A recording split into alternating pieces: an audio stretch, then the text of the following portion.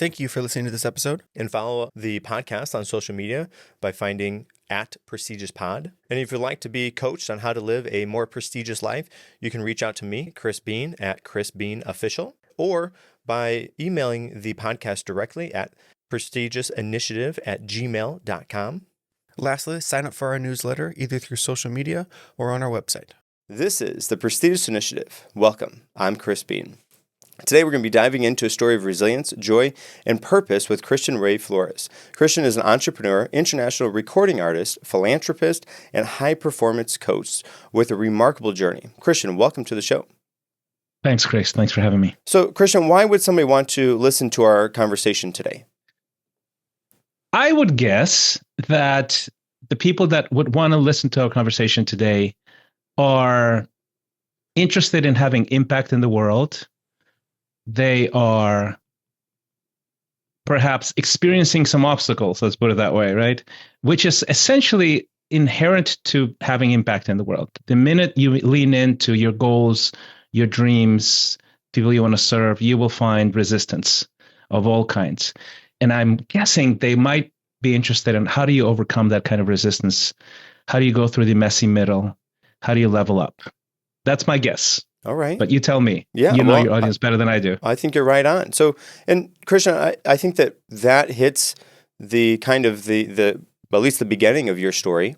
And you have an incredibly inspiring story from fleeing Chile as a child, and then now on the way entertaining millions of as a pop star in Eastern Europe. Now you're planting churches. You're a pastor. Holy cow! What out of those things? What do you think helped to shape your resilience and your grit out of all of those experiences? Undoubtedly, it's the suffering. in the both in the beginning, origin stories usually shape us for the long haul.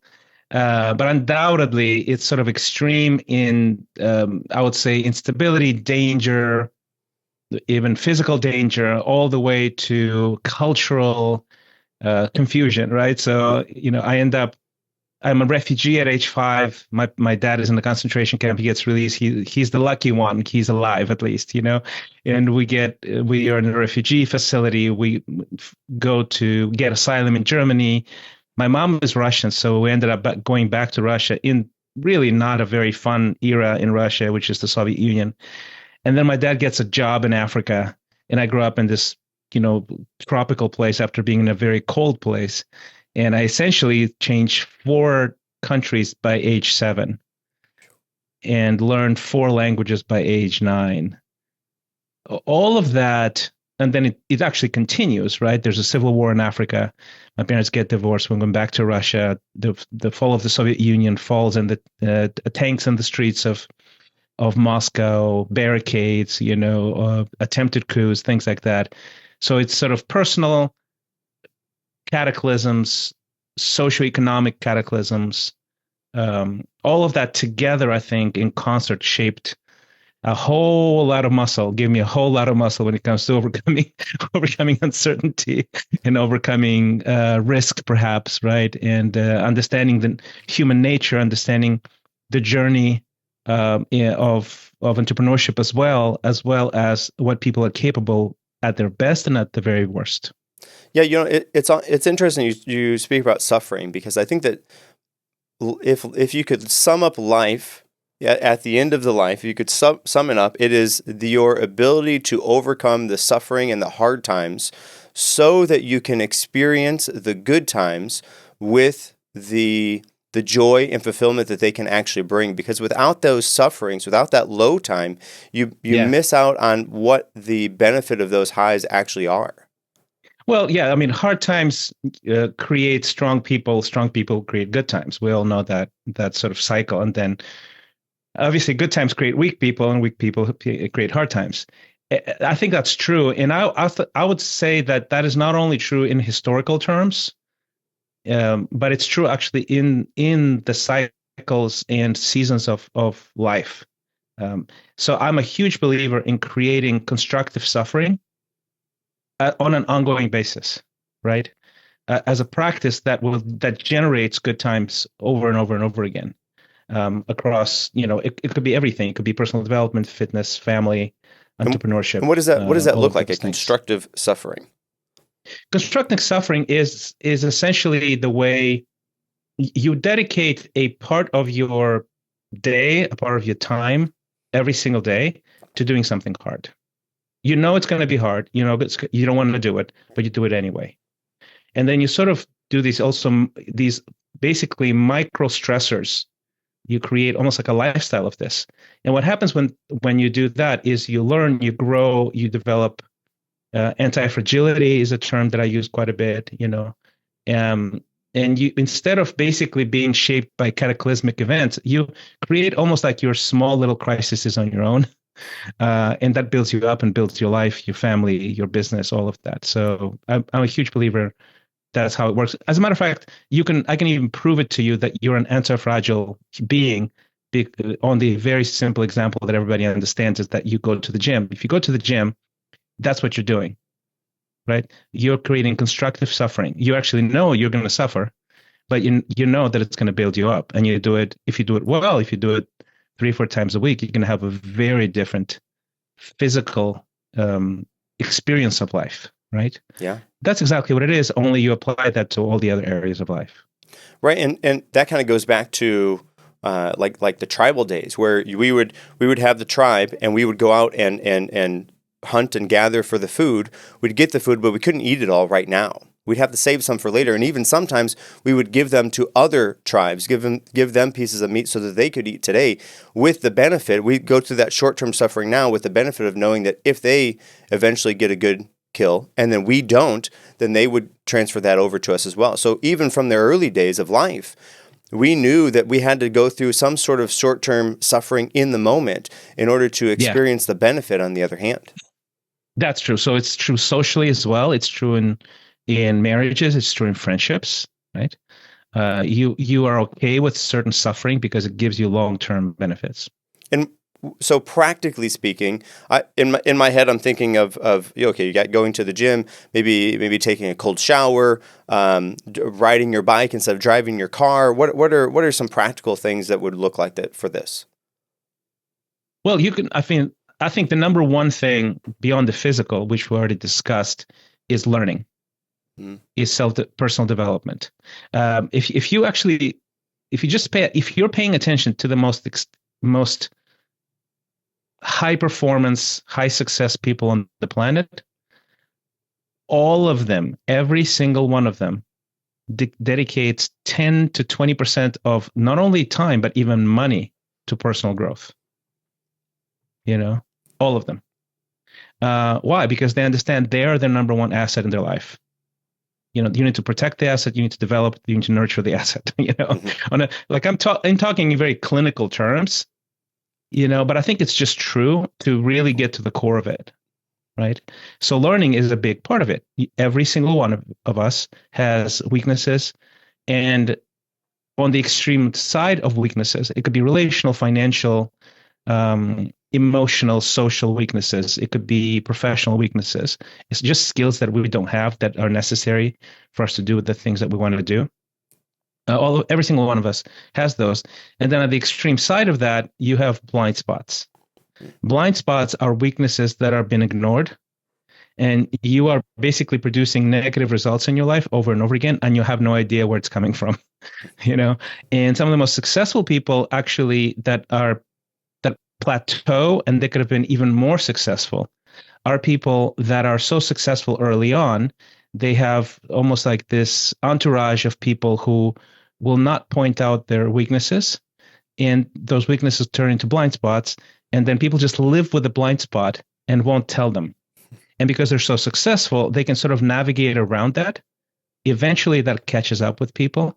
And one of my favorite things to do is to help people like that, because I go, gosh, you could have done so much more in your life. You think you're successful now. You could be so much more successful, but you are, you have low social intelligence, for example, or you don't know how to be a great husband or a great dad, or you really don't know how to recruit the best talent and keep the best talent and how to shape a good team, or you don't know how to speak or communicate.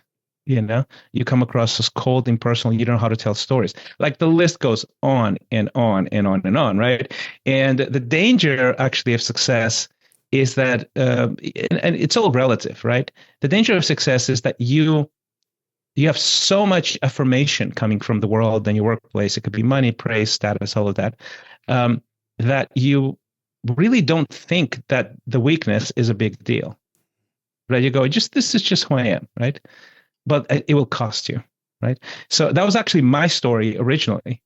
I was literally after being a refugee and going back and forth, I actually became one of the top pop stars in, all of that post-Soviet space, 15 different countries. And I went from being poor like everybody else in the Soviet Union, right? And to playing sports arenas, selling millions of albums, being on TV, magazine covers, all of that stuff.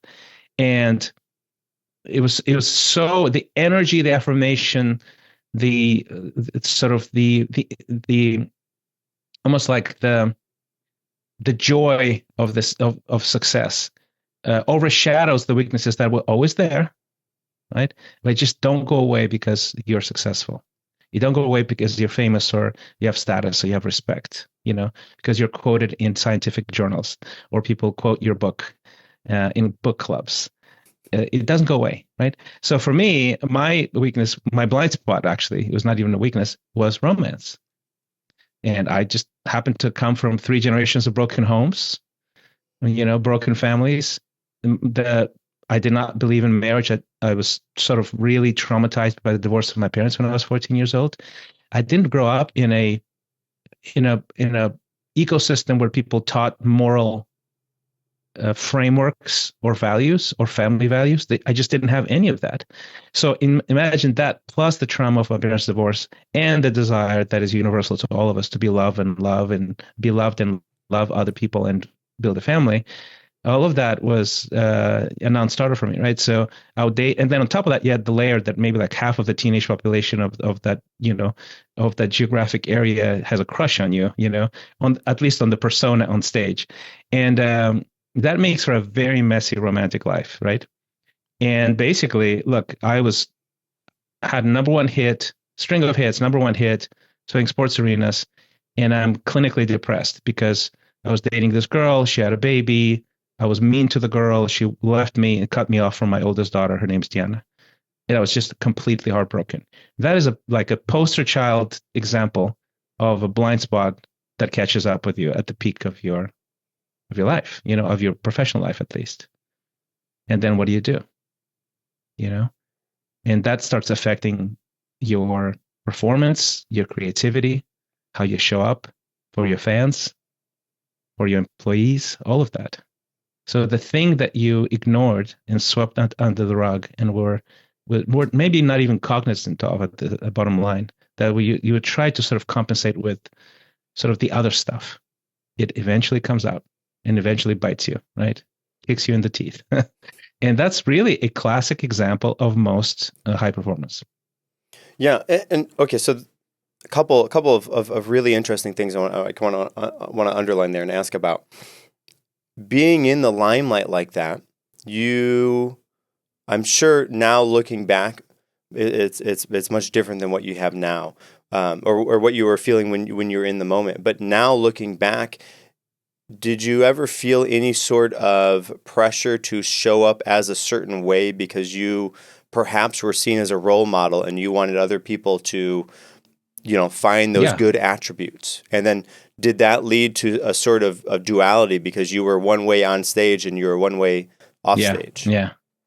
Well, I was, unfortunately at the time, my perception of what it means to be a role model was sort of messed up, right? So I was the classic pop star, right? Just classic cliche. I'm going to come up, I'm going to sort of date multiple women at the same time. I'm going to show up with a different date, at different events where the press is in. I want my picture with beautiful women. Even how I chose the people I date was really it was completely superficial. Okay, is she going to look good in a, sort of gossip magazine with me, like it's just it's just embarrassing to even speak about it right now. But yeah, absolutely. The persona infected, that I created, by the way, right? But I created it because I thought this is what's expected of me. So it's both my creation and the creation of the cliche, of the stereotype, and a desire to fit in. Okay, so you mentioned a bit about morals and values. Where and how did the morals and values fit into that? And because I always like to ask this as well, what is like a base definition that you have for morals and values? Are they different? Are they same? And how do you attribute those? Oh, the difference. Well, I think values are just broad categories of things that are important to you, right? I think a moral framework would be more not yours, but it's sort of, okay, this is the truth about how life works, So you could be an unfriendly and abrasive boss, for example, and you can say, that's just my personality. This is how I roll. Well, the truth is, if you don't know how to nurture, how to empower, how to inspire your people, you won't have good people around you. That's a moral framework in the sense that you just don't know how human beings function. So you can create your own values, which is be mean, be challenging. Let's say I'm going to be challenging. I'm going to be on the edge. I'm the person who will ask you of the X, Y, and Z. And if you're not it, get out of the room, that sort of thing, right? That's fine. Those are your values, right? But that's going to clash with reality. The moral framework of the universe is a certain way. So almost like morals could be summed up as how people would describe you to other people. And then values are the things that you value in life. Yeah, I would say morals are the dynamics between people that are true whether you like it or not. They're just true. I would call it a moral framework, right? Mm-hmm. So we're all in the spectrum somewhere, right, of personalities. Obviously, we're all very different, but there are boundaries, and there are certain just general trends of what people find acceptable, not acceptable, helpful, unhelpful, et cetera, et cetera. I would say that's the moral framework. And on top of that, if you want to adopt, and even that obviously is super subjective, right? I mean, the history of humanity is us debating what those are, what it means to be a human being. I'm a Christian, so I've adopted the Christian moral framework. So, example, for marriage, right? So I was just listening to a podcast about sexuality, and I was going to the gym, going back. So I usually learn every single day. So I pick something I want to learn to my previous point of constructive suffering, right? And I was listening to this podcast on sexuality, and this woman is really, really making a lot of sense on the role of sex and how it can sort of mess us up, how you can awaken yourself to your sexuality in healthy ways. And I'm like, yeah, this is really helpful to me. Until she basically says, yeah, and me and my husband, we have an open relationship. So we have sex with other people. So her moral framework clashes with mine. Right. And the minute she said that, I'm like, she lost me. Right. Why? Because I subscribe to the Christian moral framework, one husband, one wife. And I have no desire to sort of amplify my sexual experiences with other women. So that's an adopted moral framework. Those are the boundaries. You and I can have a great discussion about what's the perfect date, and all kinds of other things. But then there's some hard sort of lines where we might disagree or agree, and we go, yeah, we're not gonna do that. Does that make sense? Yes. So I want to circle back to your anti-fragility topic that you mentioned. In a world we're changing so rapidly right now, how can leaders and professionals build grit and that anti-fragility and thrive through uncertainty and challenges in everyday life? That's a fantastic question. I think that's the crux of the matter, actually. Like when the rubber meets the road, you need to figure out how to do that. Why? If you want to achieve anything on a high level, you will deal with suffering, with actually increased suffering. If you don't want to achieve, if you go with the flow, you're going to have suffering of a different kind, which is the suffering of a passive person to whom things happen, right? Which is fine. And some people lean that way, and they value going with the flow, ease of sort of life. I mean, it's again values, right? Well, there's that can produce one type of suffering. If you want, I usually speak to and work with high achievers, high performers. That's what they want to do. They want high performance and they want high fulfillment at the same time without, compromising one of the over the other. And if you want to be a high achiever, which I am in my bones, that person, right? I'm the guy who doesn't just want to play music in bars. I want to play sports arenas. How do I get there? Well, that kind of aspiration is you are inviting suffering, increased suffering by definition, because you want to build a new company. You want to start something is not in existence, and you want to create it into existence. Write a book, create a course, start a company, develop a product of some sort. That kind of person is, by definition, stepping into guaranteed chaos, guaranteed uncertainty, guaranteed risk, and scarcity. Enough people, talent, time, money, all of those things, right? That produces in our nature, because you're a human being, stress, anxiety, all of that stuff. So the only way for you to actually stay high impact, high performance is to overcome anxiety, stress, et cetera, et cetera. The only way. And I would say, to me, that's probably the most valuable task on a daily basis and tactical basis, right? And I can give you a few quick things, because it's like I can talk for hours about this. But I would say the first one is a contemplative practice of some sort that is daily, that allows you to process your anxiety, your feelings, what are you thinking, what are you fearing, and put it in its right place in in an orderly fashion, so that then you can control your emotions to match that. So the skill that produces is a skill called metacognition. I mean, probably the basic term that describes it in everybody understands self-awareness, right? Self-awareness and metacognition pretty much overlap. Metacognition is the ability to think about your thinking.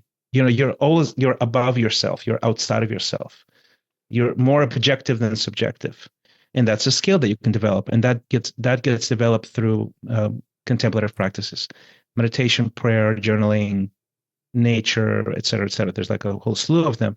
So I would say develop a contemplative practice that is daily and stick to it, because you will be stressed out daily. And you need to be able to go from stressed and anxious to joyful, creative, sharp every single day. So if you win the day, and you know how to win the day, you will win the week, you'll win the month, the year, you win life. So that's, I would say, a core skill. How do you win the day every single day predictably? So because things will happen to you. You have to, basically either things happen to you or you happen to things. That's basically the dilemma of the creative person, right? Of a builder. Yes. So that reminds me of something I've heard from Jordan Peterson, where he talks about to watch yourself like a snake would watch its prey, you're almost like you're hunting yourself. And that's by doing this, you become so aware of how you're interacting with everybody throughout everybody. Yeah. Right. And if you watch yourself like that, in that type of way, then you've become very aware of the things you're doing, how you are perceived from other people, and you have to be careful not to put perceptions on that, like, oh, I think it's like, no, it's you have to do it from an outside perspective, not yourself. So to do it like that, I think is a very helpful way to do that. And I want to ask you about something too. You said meditate and prayer. Mm-hmm. Is there okay, so I'm also a Christian. I feel as if sometimes when people talk about meditation, sometimes Christians are like, whoa, hey, that's not something we can do. You have to praying is, but is there a place for both? Can they both work? Is one should one be shunned and not done at all? What's your stance on that? Well, I mean, it's really what the meaning we attach to words, right? That's basically the possible problem there is, if you think of, I actually used to be New Age before I became a Christian for a few years in my college years. So I've experimented, explored all kinds of things, transcendental meditation, all kinds of other things like that. I was very much interested in Eastern thinking and spirituality, and I found it lacking for me. And I found that Jesus is the answer for me. And that's it. Now, having said that, there's all kinds of overlaps. Like if you don't attach a stigma to the word meditation, I don't mean a religious practice of a Buddhist. What I mean is, what does it mean? Well, it means contemplating something. That's what meditation is being present in reality, right? So even some translations of the Bible use the word meditate on the word of God day and night, right? Mm-hmm. What does that mean? It's contemplating. It's just thinking about it. It's ruminating, processing, trying to make sense of it. That's meditating. And there's all kinds of contemplative Christian practices. Lectio Divina is a meditative practice. If you look it up, Lectio Divina is a Latin word. It's definitely a meditation practice that uses the Word of God, the Bible, to extract meaning and significance. Right? Being in nature, it's a contemplative practice, and you can see both in the Old Testament and the New Testament how observing nature actually gives us signals about the character of the Creator, the power, the life-giving power of the Creator. You see in the Old Testament, you see in the New Testament.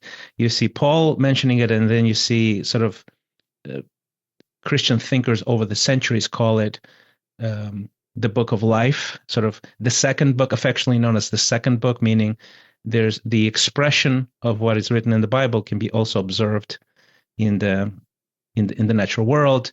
You can see, I think Origen would call it the mirror of God, nature, right? So contemplating those things.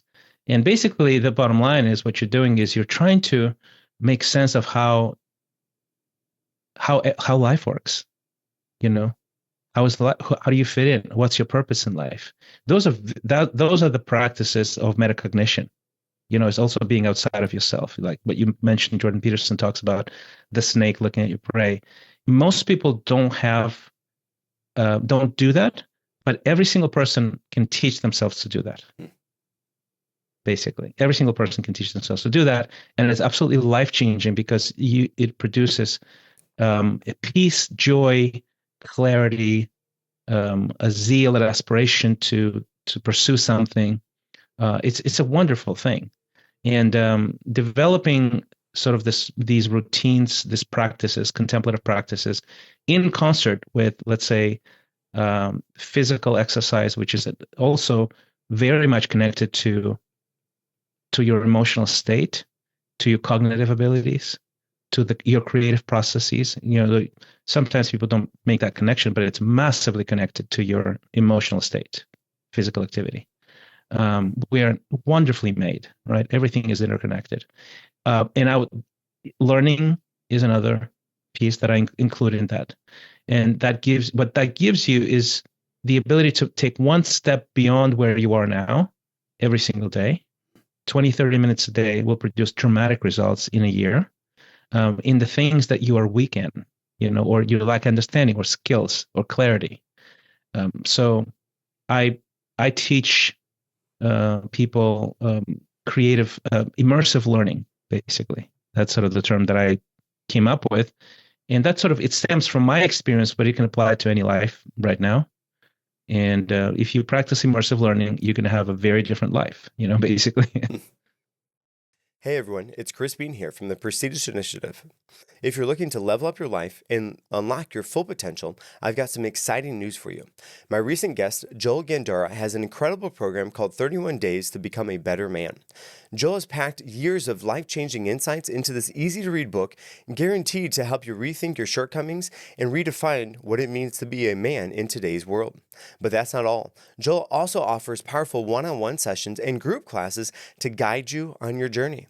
And he has a special offer for the Prestigious Initiative listeners. You can get $19.99 off the program when you use code PRESTIGIOUS at checkout. Don't wait. Take your first steps towards becoming the best version of yourself today. Visit 31dailychallenges.com and use the code PRESTIGIOUS for your discount. And now back to the show. So you've spoken about transforming stress into joy and creativity. Right? What are some practical steps or strategies that you would use to coach somebody to make that mental shift for that to happen? Mm-hmm. Well, I can give you a very quick high level, and you can go into 2 or 3 rabbit holes, right? So get up early in the morning when things are quiet. I get up at like 5:30, right? Why? No one distracts me. Big glass of water, you hydrate your brain. Get some omega-3s, some other supplements in your system that sort of wake you up a bit, hydrate, lubricate your mind a bit. I usually journal. Gratitude journal changes the shift. The minute you start saying, this is what I'm grateful for, and there's all kinds of ways to do it as well and express it to other people. You change the focus from yourself to other people and to the blessings in your life, what you have rather than what you don't have. So that's another thing, right? Metacognition, prayer, all of those things, contemplation, journaling, it's all basically self-awareness practices, and almost like reframing, restructuring your emotions into something more specific, much more constructive. Physical exercise every single day. You actually become smarter if you work out, especially if you do resistance training and cardio. Your cognitive abilities increase immediately. Your creative abilities increase immediately. You can probably affirm that some of the best ideas that you've had were probably in the shower, in the gym, or while walking, going on a walk, not by you staring at a page or at a computer screen. So that's a practice, right? You'll have great, brilliant ideas come to you. And then immersive learning is the third piece that I usually use, is learning every day, and in a certain type of approach, because that gives you a sense of momentum, like something that, overwhelms you a little bit. Man, I just don't know, sales. It scares me. It paralyzes me. Okay, spend 2-3 months learning about sales. You do it every single day. In 2-3 months, you're actually going to be much better at sales. And every day you're going to make this micro step, and you're going to feel the emotional state of, oh, this is not as horrible as I thought it would be, or paralyzing as I thought it'd be. It could be anything. It could be romance, good marriage, parenting. It could be coaching a team. It could be all kinds of things, right? So I do it every single day. So the 3 pieces are contemplation, movement, physical movement and exercise, and learning. If you do all 3 every single day, you will be 80% of the time, every percent of the days or your year will be in a creative state, in a joyful state, in a clear state. So it's not rocket science. Right. And I think that journaling practice, of especially focusing on gratitude, I think that really makes the shifts for a lot of people, because once you start to appreciate the things that you have, then you kind of stop thinking about, oh, I want this next, or I want this, but you become more aware of the things that are already in your surrounding, already under your control, already people who you're interacting with. Once you become aware of them and how impactful they are for you, then that shifts your frame of thinking. And when you're thinking like that, you're going to find those types of things. You're going to find more opportunities to be grateful throughout your day. I actually end my day with a gratitude practice. So what that does for me is I like to think about having that as a practice at the end of the day, so that, excuse me, as I go through my day, I'm looking for those things, because I know that I have to call on that practice when I get home to journal those things down. So in the morning, in the evening time, I think either is sufficient, but having that shifts your focus to look for those things. And if you look for them, you're going to find them. Well, you and I are wired to be anxious and worried. Your brain is not created to thrive. It's created to survive. That's the main goal. So if you want to thrive, you need to go beyond your natural inclinations, let's say, or like I would say your primitive inclinations. So we are naturally bent. Our natural bent is towards this illusion of limited resources, because that illusion keeps us safe. It's a survival mechanism, right? Our emotional state is bent towards that illusion of limited resources. The minute you start journaling, you start dispelling and curing yourself of the illusion of limited resources, and understand you have way more resources than you're feeling. You're feeling limited resources. But when you start engaging in journaling and making sense of it, you understand that you have way more resources than you think you do, and then you can act on tapping those resources. And that if you follow that practice with action, which is sort of a big thing that I do when I work with people, is you will move all the time, man. If you don't take action, you'll go to zero and baseline again the next morning. It's useless. But at least you have an emotional state, a clarity.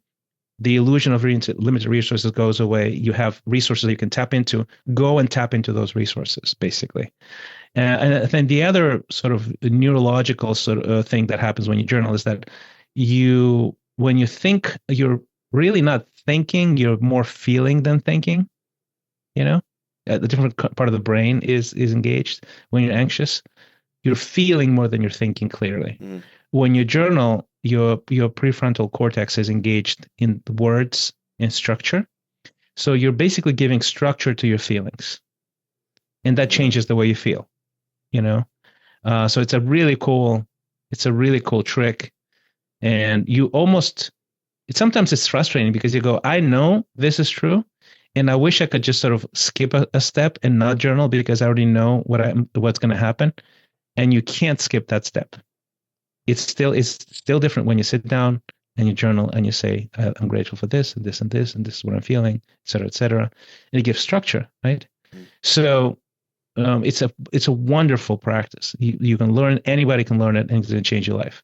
I have a 20-year-old daughter who just went through a breakup, and I'm free to share this with you, because it's with Instagram generation, everything is super public knowledge, right? So it was a very public breakup, and she has a robust journaling practice at age 20. So in that journaling practice, she wrote a letter to her ex, and then she sent it to me. She's like, "Hey, Dad, would you read this?" And I was just stunned. The amount of clarity, of perspective, of wisdom that was expressed in those pages, because somebody already has that practice in the first place. How she made sense of it all, and it's processing. It's still painful, but it's processing so healthily. It's just astounding, And imagine if you have that level of maturity and healthy practices at age 20, how that's gonna affect the trajectory of your life. I know for a fact that I did not have that when I was 20 years old. Okay. So there's a lot of things that you can do to improve your life, like literally right now. All right. One of the things that I like to think about when journaling comes up is I always like to ask, is there a difference between a physical journaling practice, a digital journaling practice where I'm typing it versus when I'm writing it? Is there anything different that happens to you? What do you recommend people do? Is it just whatever best fits them, or is one better than the other? Yeah. I think the foundational mechanism does not change, because what you're doing is you're creating words, which are concepts. You're putting them in a certain order. It's a very structured exercise, right? Emotions are not structured.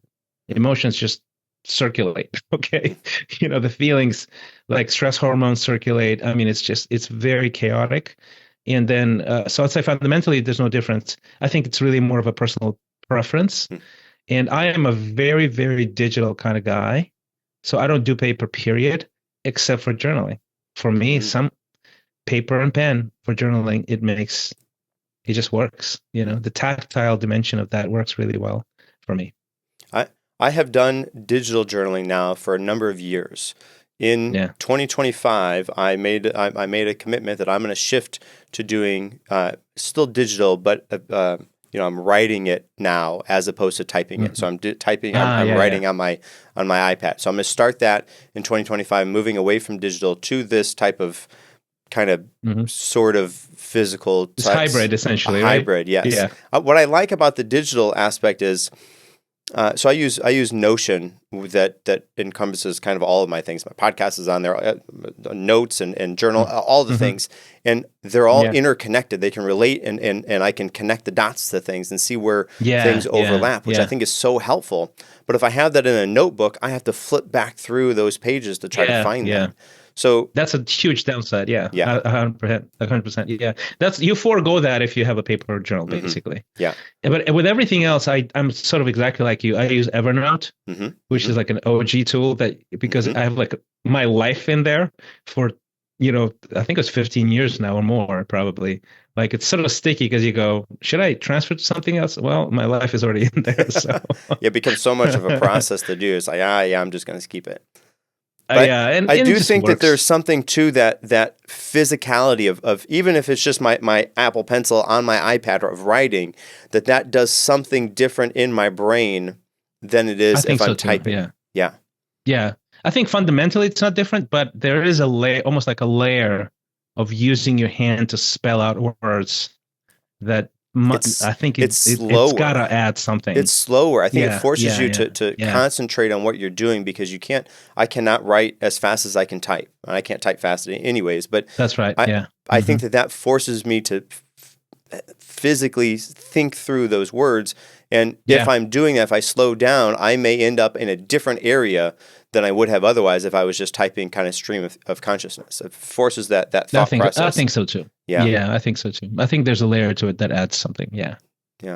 So success and group of successful people seemingly kind of go hand in hand, right? When you are successful, you associate with other successful people. Oftentimes, if you are unsuccessful, unfortunately, you surround yourself with other unsuccessful individuals. So how do you nurture a high-level network and build a community that drives personal and professional growth? Well, I think that question is fantastic because I don't think that success can be had unless you are deeply socially connected. I think it's impossible. And even if you sort of achieve a resemblance of success, it's not really success. You're a very miserable person if you don't have any friends, basically. So to me, that's actually a big deal because I've had, just like everybody else, had experiences where I've been burnt or betrayed. And that shapes the way you approach friendships, business partnerships, etc. And you can become very self-protective without even thinking about it. And as a result,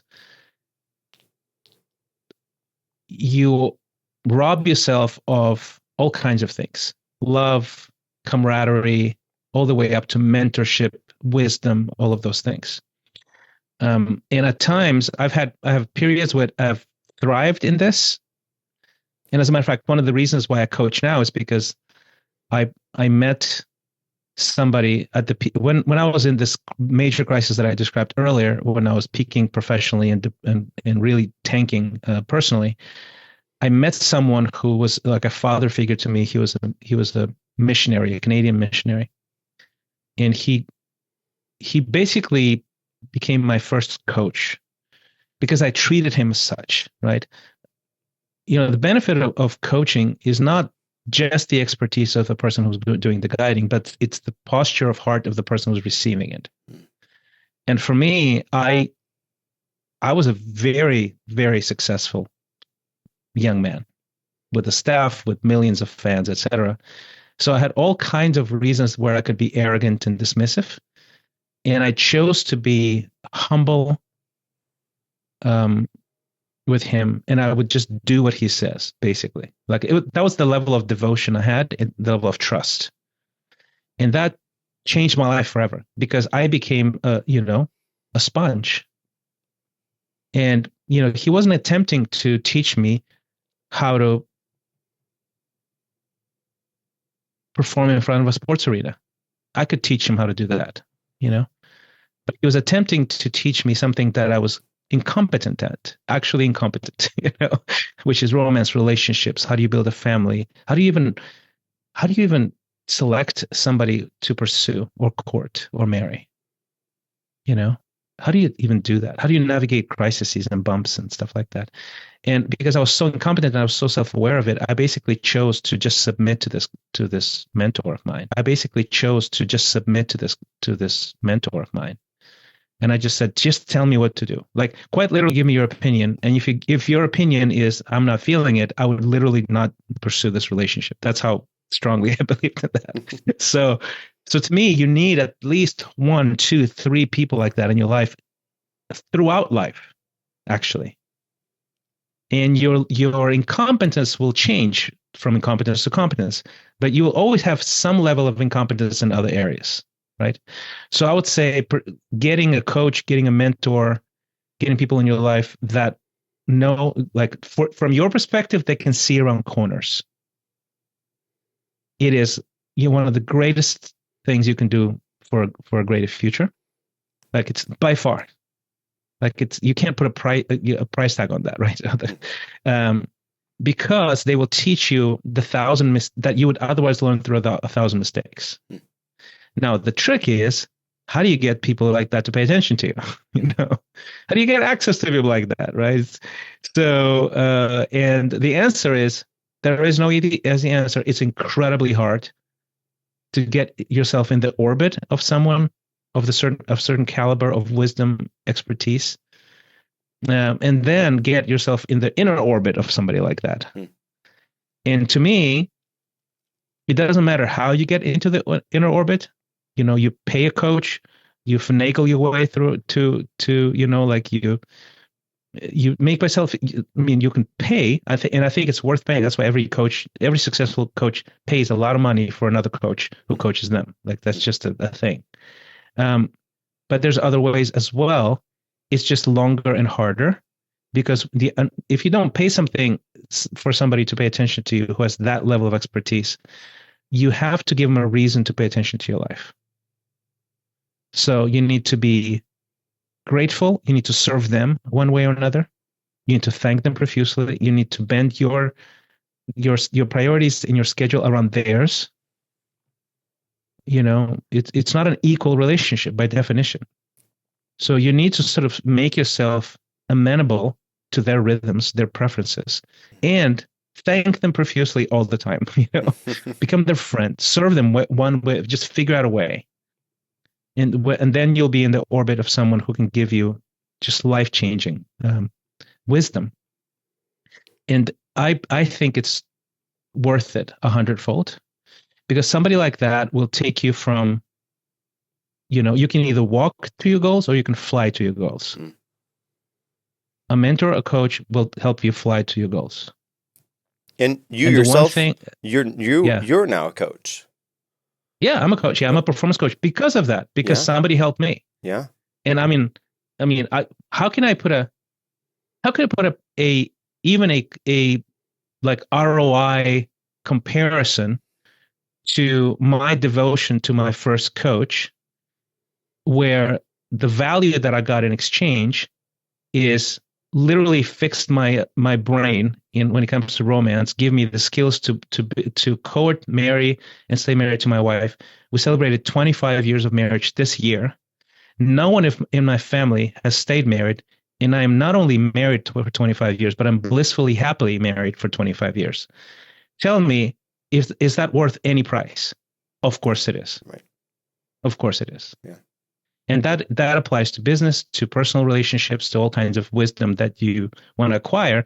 And the one thing you don't have that is scalable is time. So yeah, you can spend 10 years and 2 divorces learning how to get married, or you can spend, a year or 2 around a mentor who is wise and will save you all that trouble, and you can get there in 3-4 years and be married for 25 years, which is my story. So, all right, Christian, I got a question for you. You've been a pastor for over 25 years. You have somehow navigated and found harmony in your faith, the demands of being a leader, being a coach, being an entrepreneur. How does this all intersect for you, and what does that look like? Well, to me, there's the thread through all those things, all those passions, I would say. Uh, there's a job of a pastor, of a, you know, of a coach, or of a media. I own a media company, would do personal strategy, brand strategy, things like that. We also have an after-school academy in Africa that I co-founded with some friends. We would help kids get out of poverty. Um, all of those things, you can think of them as jobs, but really they're about one thing for me. For me, it's all about human flourishing.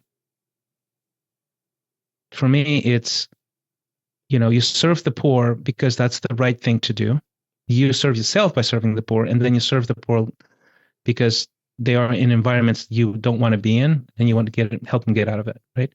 You pastor people because you want to help them be a better human being, to connect to the divine, to live a life they were literally always designed to live. That's their actually natural state. They were made for this, for a relationship with God.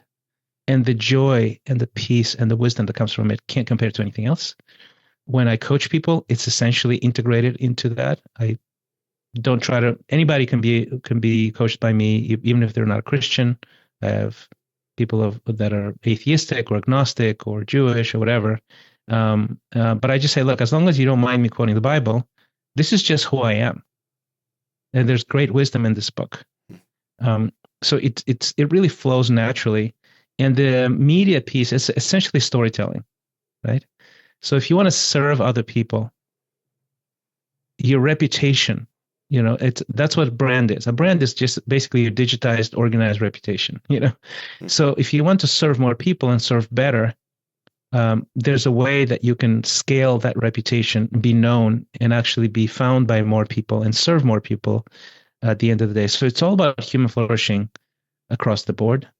And, you reach at this kind of clarity by a lot of introspection, as you can imagine, because part of me, along the ways, I'm not going to lie, me and my friends would go, why are you doing all these completely different things? What is wrong with you? Basically, like, be normal. Can you be normal? And to me, I realized through just soul searching that maybe that's my normal. Maybe normal is overrated, and maybe we're all designed a little bit differently. But that, I think, even from my personal sanity, it was probably important to understand what's the common thread here. Am I just being professionally ADHD, or is there more to it? And to me, where I landed is that human flourishing is my passion. I just love helping people succeed at the highest level. That's it. Well, I really like and appreciate that you incorporate the word into your coaching. So you probably don't know this about me. My I say day job, although I don't work during the day. I work in the evening time. I run a martial arts school. The martial arts school that I run is a Christian-based martial arts school. So we pray before every single class, and it's written on the on the walls, and as you're walking in. We have a certain type of person that comes to us, and they expect those things. But sometimes we have people that they're not necessarily appreciative or even knowing that that's going to happen. But the feedback that we've gotten has been wildly beneficial. And I think that having that reputation in the community that we're in and the community that we serve is so helpful, so beneficial, that they know what they're getting when they come to that school. Right, because we're a Christian martial arts school. We pray before the classes. We have all of those things are kind of interconnected throughout the things we're doing. Yeah, we're doing kicks and punches, but there's some other life lessons that are pieces there that we come at tactfully through a faith-based approach.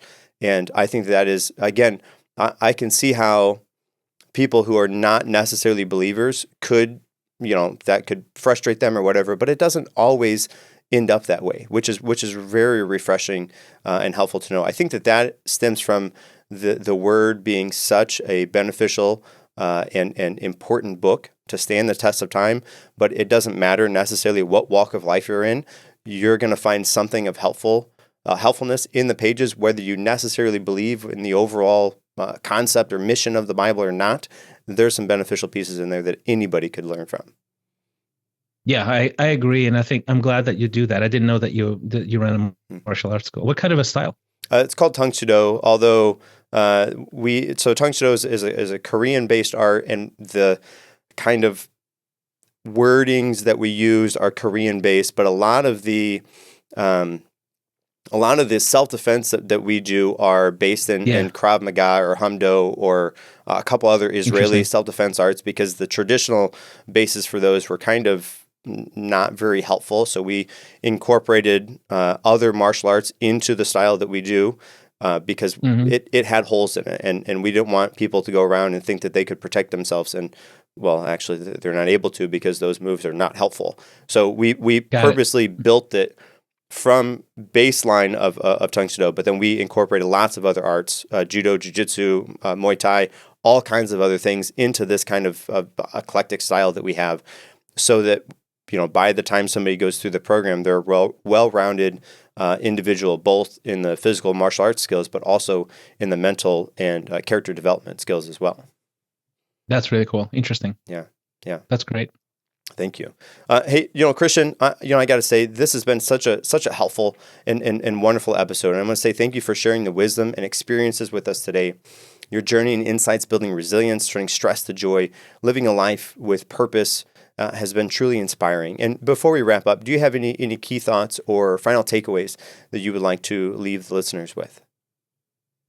Well, I would say two things. One thing, that something that I can maybe help you with.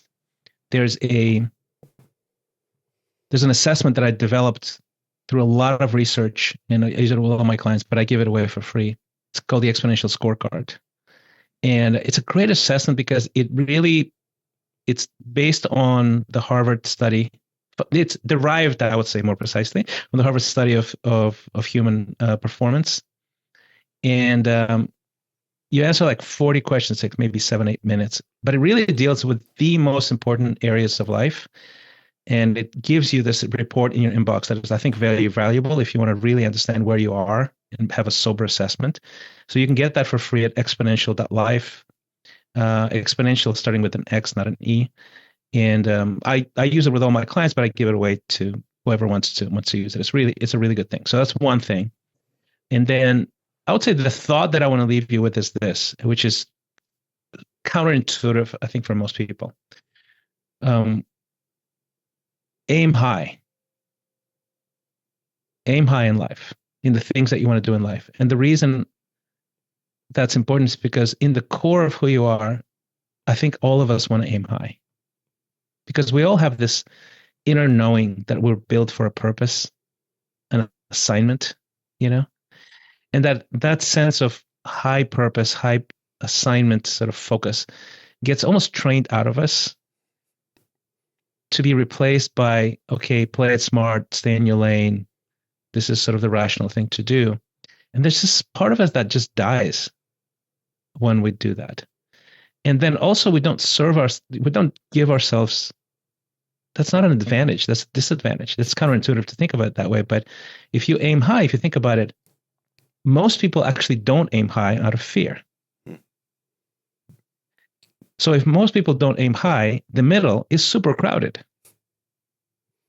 So if you aim for the middle, you're actually making your life harder than it should be, But instead of that, just find ways to overcome that fear, that sort of perhaps pragmatic way of looking at things. I don't think it's very pragmatic, actually, at the core of it. It's more fear-based. But aim high, and if you aim high and you just trust your inner knowledge of what you're here to do in life, you can experience life on a different level completely. Well, Christian, I want to say thank you. And if our listeners wanted to get in contact with you, what would be the best way for them to do that? I think you can go to Exponential.life. That's sort of my coaching site, and that's where the scorecard is. But I think if you want to access all kinds of stuff that I do, even guest interviews like this one, go to ChristianRayFlores.com. That's my newsletter. It drops every Sunday. It has, at this point, like 22,000 subscribers. So there's a lot of people following it. And I sort of pour my soul into that newsletter because I just want to be of service, right? here are the stuff I've learned, the books I'm reading, the movies that I'm watching. This is an interview I had. Oh, there's an interview that it's not even my interview, but I like it. So you should watch it too, that sort of thing. So if you want access to basically the best stuff I find, ChristianRayFlores.com is the place to do it. Excellent. I'll be sure to leave the links to those in the show notes. Listeners, until next time, I want you to remember to keep pursuing forward, finding joy, and stay resilient.